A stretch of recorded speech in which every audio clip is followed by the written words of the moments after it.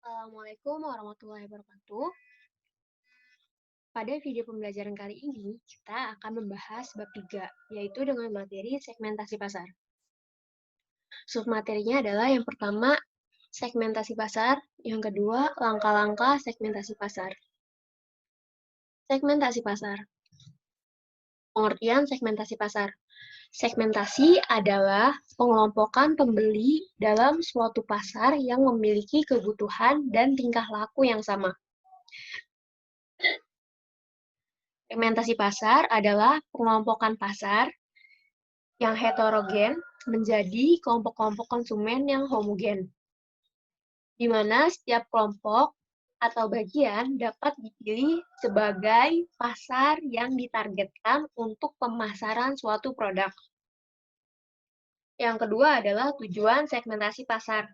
Yang pertama, pasar lebih mudah dibedakan. Maksud dari pasar lebih mudah dibedakan adalah sangat sulit bagi perusahaan untuk terus-menerus mengikuti selera konsumen yang selalu berkembang di keadaan pasar yang heterogen. Oleh karenanya, perusahaan cenderung mencari kelompok konsumen yang sifatnya homogen, agar lebih mudah untuk memahami selera konsumen. Sehingga produk yang dibuat pun dapat diterima dengan baik oleh konsumen. Yang kedua, pelayanan lebih baik. Ada 4 hal penting yang diinginkan oleh konsumen dalam memenuhi kebutuhannya, yaitu kualitas, harga, pelayanan, dan ketepatan waktu.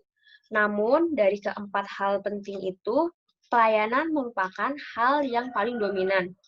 Sedangkan harga dan kualitas seringkali menjadi nomor 2 dibandingkan pelayanan. Oleh karena itu, segmentasi pasar harus dilakukan agar bisa memberikan pelayanan yang mengarah dan tepat pada pasarnya. Yang ketiga, strategi pemasaran lebih terarah.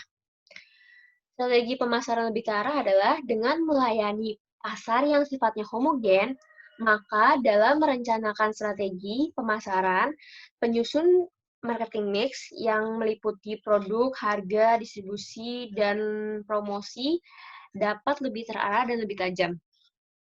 Yang keempat, menemukan peluang baru. Perusahaan yang memiliki pemahaman atas segmen pasar yang lebih baik tentunya akan sampai pada titik di mana ia menemukan peluang, meski peluang yang ditemukan tidak selalu besar. Yang kelima, faktor penentu desain. Dengan adanya pemahaman terhadap kebutuhan segmen-segmen pasar, maka pemasar dapat mendesain produk sesuai dengan kebutuhan segmen tersebut. Dan desain yang dibuat pun lebih responsif terhadap kebutuhan pasar. Yang keenam, strategi komunikasi lebih efektif. Komunikasi bisa menjadi efektif apabila komunikator tahu persis siapa komunikan yang diajak berkomunikasi olehnya, apa kesulitannya, apa kesukaannya, latar belakang, dan lain sebagainya. Dalam hal ini, perusahaan sebagai komunikator akan berkomunikasi dengan cara yang berbeda-beda dan melalui media yang berbeda pula, yang disesuaikan dengan segmen pasar yang ditargetnya. Kemudian yang ketujuh adalah melihat kompetitor dengan segmen yang sama. Dengan mengetahui siapa yang menjadi segmen bagi sebuah perusahaan, tentunya perusahaan itu juga bisa melihat apabila ada perusahaan-perusahaan lain yang menawarkan produk atau jasa yang sama, yang juga menargetkan segmen pasar yang sama dengan targetnya. Dan kegiatan apa saja yang dilakukan perusahaan-perusahaan kompetitor itu untuk merebut perhatian pasar dalam usaha memenuhi kebutuhan segmen pasar tersebut. Yang kedelapan adalah evaluasi target dan rencana bisnis.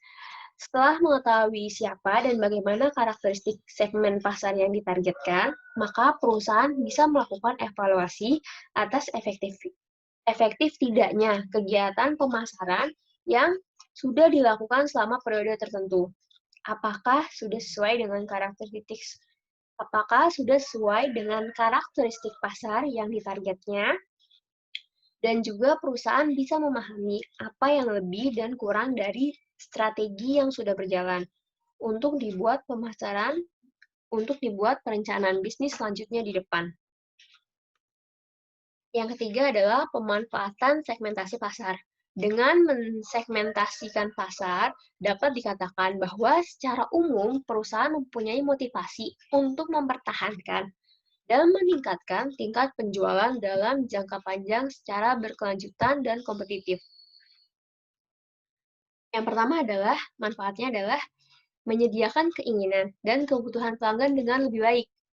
Produsen dapat memuaskan keinginan dan kebutuhan pelanggan yang bervariasi dengan menggunakan pola berbeda, insentif, dan kegiatan promosi yang berbeda pada setiap segmen yang dituju. Yang kedua, meningkatkan pendapatan. Dengan segmentasi, perusahaan akan dapat mengetahui pasar mana yang dapat berpotensi untuk meningkatkan pendapatannya agar lebih besar. Selanjutnya adalah peluang untuk tumbuh. Perusahaan dapat mendeteksi mengenai kecenderungan-kecenderungan dalam pasar yang senantiasa berubah. Perusahaan dapat mendesain produk yang benar-benar sesuai dengan permintaan pasar. Perusahaan juga dapat menentukan kampanye dan periklanan yang paling efektif. Yang keempat, perusahaan dapat mengarahkan dana promosi yang tersedia melalui media yang tepat bagi segmen yang diperkirakan akan menghasilkan keuntungan yang lebih besar. Dan yang terakhir adalah dapat digunakan untuk mengukur usaha promosi sesuai dengan periode di mana reaksi pasar cukup besar. Oke, sekian pada video pembelajaran kali ini. Apabila ada kurang, mohon maaf. Wabillahi taufiq wal hidayah. Wassalamualaikum warahmatullahi wabarakatuh.